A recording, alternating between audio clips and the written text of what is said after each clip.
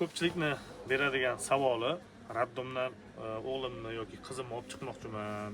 Nima tavsiya berasiz? Misol, mana oldingizda ikkita firma turibdi, Leoking hamda Nipperland firmasi turibdi. Shuni qaysini tavsiya berasiz desa, o'zi aslida ikkalasi ham yaxshi narsa.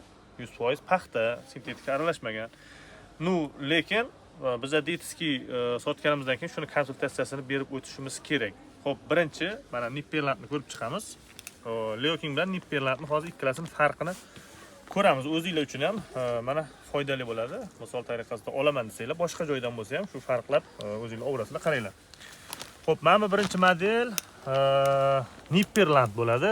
Nipperlandni mana ko'rishlar mumkin, kombinezonini oyog'i yopiq. Mana kombinezonning oyog'i yopiq.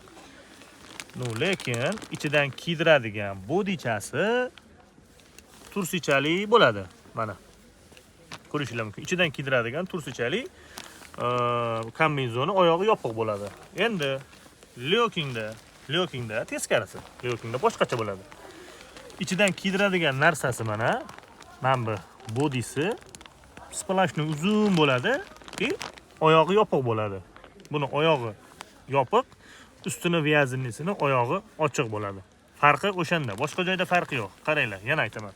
Vyazinnini oyog'i yopig'i Nipperlandda bo'ladi mana.